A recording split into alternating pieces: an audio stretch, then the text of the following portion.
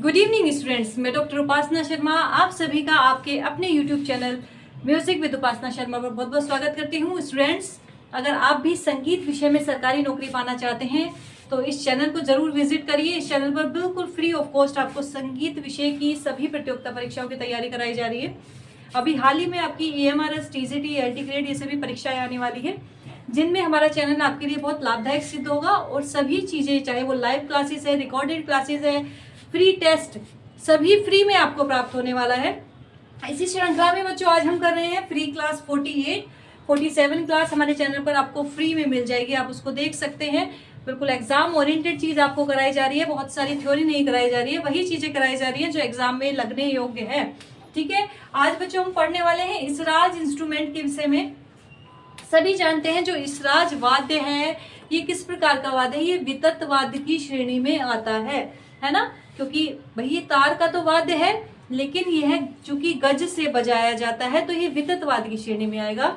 और जो हमारे जो तार तत्वाद्य में होते हैं, तत्वाद्य के जो तार वाद्य होते हैं वो बच्चों आप किससे बजाते हैं, उंगली से बजाते हैं या फिर किसी मिजराब से बजाते हैं जैसे सितार है। लेकिन जो गज या बोझ से वाद्य बजाए जाते हैं वो वितत वाद्य की श्रेणी में आते हैं। तो स्टूडेंट्स, अगर वितत वाद्य ऑप्शन में हो और तत्वाद्य भी ऑप्शन में हो तो आपको इसराज को वितत वाद्य में दिखाना है, लेकिन अगर वितत ऑप्शन में ना हो तो फिर आपको तत्वाद्य में दिखाना है। ठीक है स्टूडेंट्स, चलिए तो इसराज के विषय में पहले जान लेते हैं बच्चों। जो इसराज जो ये कहा जाता है कि दो इंस्ट्रूमेंट से मिलकर के बना है, वो कौन कौन सा इंस्ट्रूमेंट है जिन दो इंस्ट्रूमेंट से मिलकर के बना है? यह बच्चों सितार प्लस सारंगी। ठीक है, सितार प्लस सारंगी, सितार और सारंगी से मिलकर के यह इसराज बना है। कहा जाता है कि इसका जो स्ट्रक्चर है वो सितार और सारंगी से मिलता हुआ होता है। तो अगर इस तरह का क्वेश्चन पूछा जाए कि सितार और सारंगी से मिलता जुलता वाद्य या सितार और सारंगी से मिलकर के कौन सा वाद्य बना है, तो आप उसको बता देंगे इसराज वाद्य। अगर इसका देखा जाए तो बच्चों पॉइंट में लिख लीजिए, इसका ऊपरी सिरा जो होता है यानी कि ऊपरी भाग, इसका जो ऊपरी भाग होता है बच्चों वो किससे मिलता है? सितार से मिलता है। नोट डाउन करते चलिए, बहुत इंपॉर्टेंट चीजें आपको कराऊंगी, बिल्कुल पॉइंट टू पॉइंट चीजें कराऊंगी। पॉइंट टू पॉइंट चीजें यानी कि जो एग्जाम में क्वेश्चन जिस तरह के लगते हैं वो सब चीजें आपको कराई जा रही है। इसका ऊपरी भाग बच्चों सितार से मिलता है और इसका अगर बात करें हम निचले भाग की, इसका जो निचला भाग है बच्चों वो किससे मिलता है? सारंगी से मिलता है। ठीक है, तभी कहा जाता है कि यह वाद्य सितार और सारंगी दोनों से मिलकर के बना है। अब इसको एक बात और याद कर लीजिए बच्चों कि इस राज को दिलरुबा के नाम से भी जाना जाता है। ठीक है, दिलरुबा के नाम से भी। तो कुछ विद्वान इसको दिलरुबा बोलते हैं, कुछ विद्वान इसको इसराज बोलते हैं।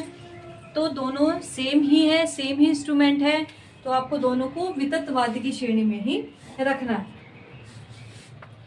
अब बात करते हैं कि इसका तुम्बा कैसे बना हुआ होता है बच्चों। इसका जो तुम्बा होता है, इससे पहले हमने आपको तानपुरा करा चुके हैं, सितार करा चुके हैं, सितार का पूरा परिचय करा चुके हैं, जिसमें हर विद्वान के द्वारा सभी तारों का क्रम हमने उसमें बताया है और विद्वानों ने कौन से तार में, बाज के तार में या जोड़ी के तार में किस नंबर का तार प्रयोग किया है, जो TCT में क्वेश्चन आपके लगते हैं LT ग्रेड में, वो सब बिल्कुल डिटेल में समझाया हुआ है। आप जरूर देखिएगा सितार और तानपुरे से संबंधित वीडियो भी।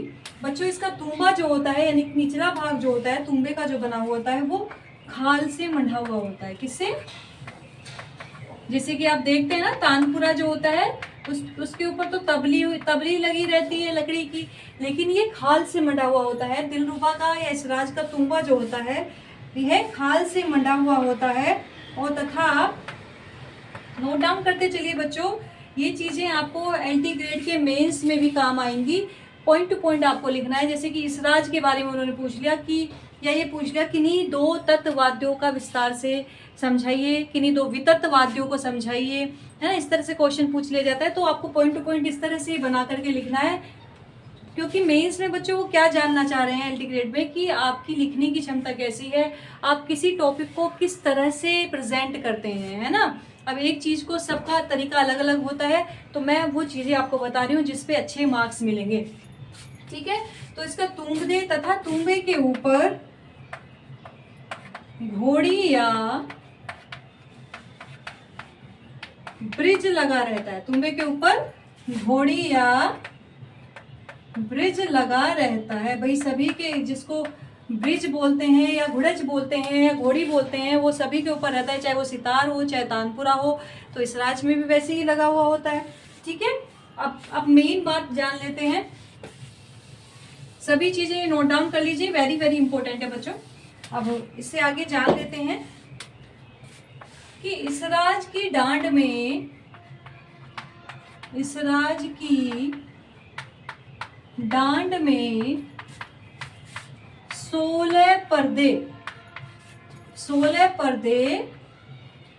बंधे रहते हैं। ठीक है। इसराज की डांड में 16 पर्दे बंधे रहते हैं। कई बार क्वेश्चन पूछा जाता है कि इस राज में कितने पर्दे होते हैं, तो आप बता दीजिएगा कि इस राज में 16 पर्दे होते हैं। अब जो सितार की बात करें तो बच्चों, उसमें सितार में जो पर्दे होते हैं वो अलग अलग होते हैं। वो ठाट के हिसाब से होते हैं कि चल ठाट के सितार में कितने पर्दे होते हैं और अचल ठाट के सितार में कितने। जैसे कि चल ठाट के सितार में 19 से 22 पर्दे माने जाते हैं और अचल ठाट में 22 से 24। तो वो सब डिटेल में आपको 46 वीडियो में बहुत अच्छे अच्छे टॉपिक आपको कराएं, रागों के मुख्य परिचय कराएं, चार्ट बनवा करके विभिन्न इंस्ट्रूमेंट के जो कलाकार हैं उनके विषय में कराया। अगर आप देखेंगे ना वीडियो बच्चों, जो सिंपल प्रतियोगिता परीक्षा है जैसे कि एसटेट है, टीजीटी है, एलटी ग्रेड, तो ये तो ऐसे ही आपकी चुटकियों में निकल जाएगी और बहुत कम क्लासेस में। अभी हम केवल 48 क्लास पर आए हैं और ये समझिए हमारा 60-70% आपका अभी एसटेट बच्चों ने दिया है, बिहार के बच्चों ने। तो इन 47 क्लास में ही उन बच्चों का एसटेट अच्छा गया है, बहुत बढ़िया पेपर गया है। और लाइव क्लास हम लगातार लेते हैं तो उसमें इंपॉर्टेंट क्वेश्चन सीरीज आपको करा रहे हैं और वही क्वेश्चन आपके एसटेट में लगे हैं।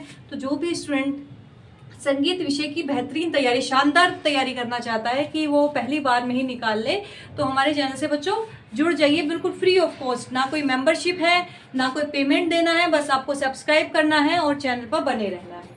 ठीक है। इस राज की डांड में 16 पर्दे बंधे रहते हैं। अब 16 पर्दे किन किन स्वरों से मिलाए जाते हैं बच्चों, ये देख लीजिए।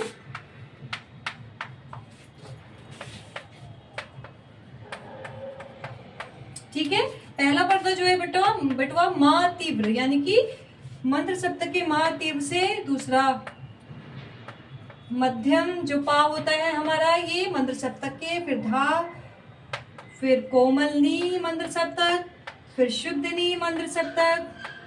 छठा पर्दा सा से मिलाया जाता है, 7वां रे से, 8वां ग से, 9वां से, 10वां जो होता है तीव्र मा से, 11 पा से, 12 धा से, 13 नी से मिलाया जाता है, 14 तार सा से, 15 चार तार रे से और 16 तार गा से।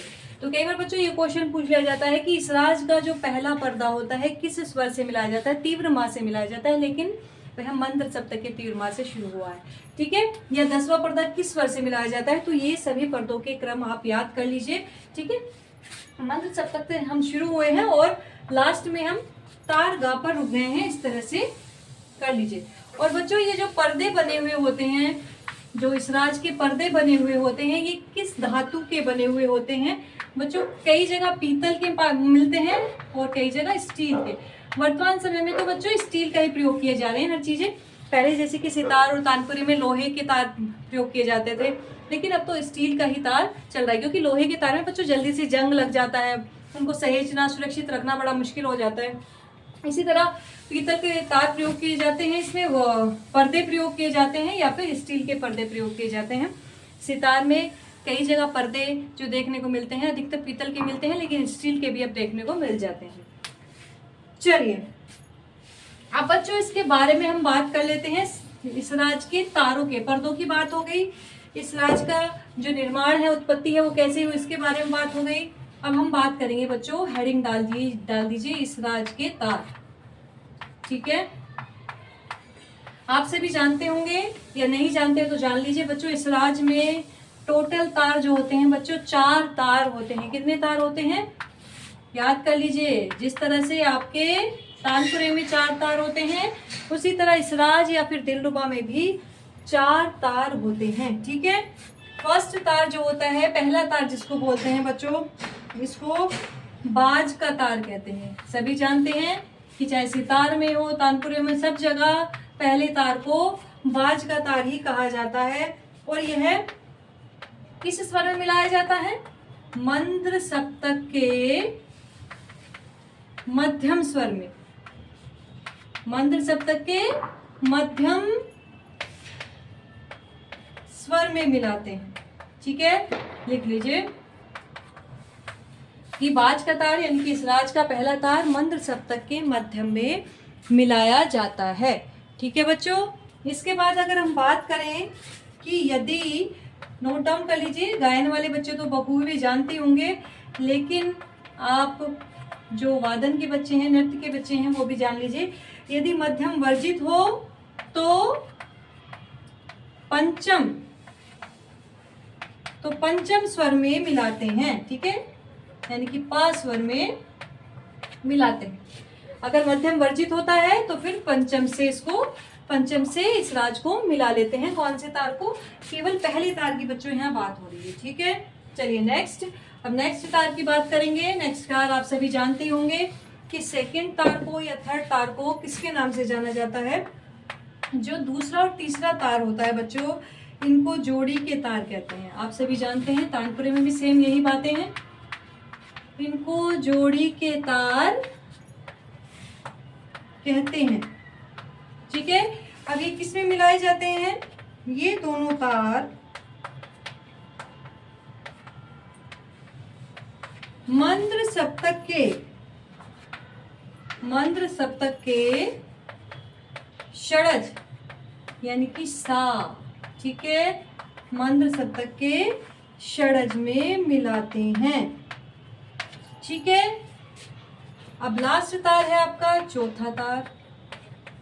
चौथा तार भी बच्चों आप जो चौथा तार मिलाते हैं वह भी मंद्र सप्तक के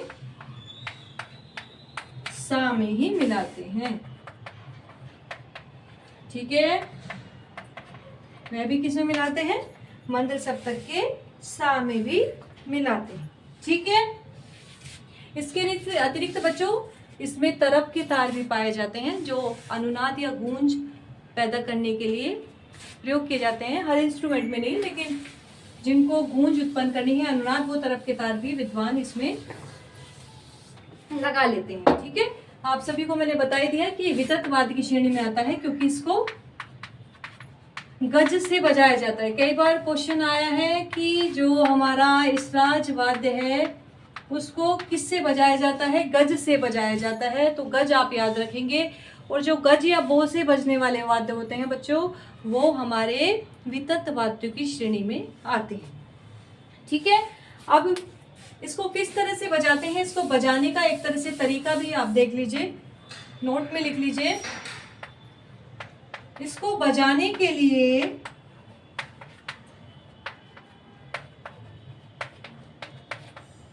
बाएं हाथ की तर्जनी एवं मध्यमा उंगली का प्रयोग करते हैं। ठीक है, इसको बजाने के लिए बाएं हाथ की तर्जनी एवं मध्यमा उंगली का प्रयोग करते हैं। और गज को, जो गज होता है, गज को दाएं हाथ से पकड़ते हैं। तो ये भी आप ध्यान कर लीजिए, कई बार क्वेश्चन आ सकता है कि जो दिलरुबा या फिर इसराज होता है, इसमें गज किस हाथ से पकड़ा जाता है, और जो बाएं हाथ का तर्जनी और मध्यमा उंगली है उसका किस तरह से प्रयोग करते हैं। ठीक है बच्चों, चलिए नेक्स्ट नोट डाउन में आप लिखते जाइए, नोट करते जाइए। मेन बातें, बिल्कुल एग्जाम ओरिएंटेड बातें हैं ये। इसराज को बाएं कंधे के सहारे, इसराज को बाएं कंधे के सहारे रखकर बजाते हैं। लिख लीजिए, इसराज को कैसे बजाते हैं? बाएं कंधे के सहारे रखकर इसको बजाया जाता है। ठीक है, अब एक और नोट डाउन बात कर लीजिए। इस राज में कोमल स्वर बजाने के लिए पर्दों को खिसकाने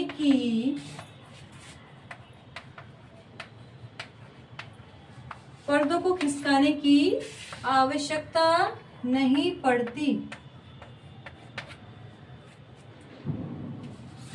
बल्कि कोमल स्वरों के स्थान पर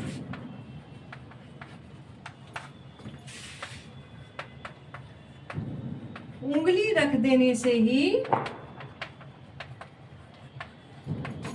कोमल स्वर बज जाते हैं।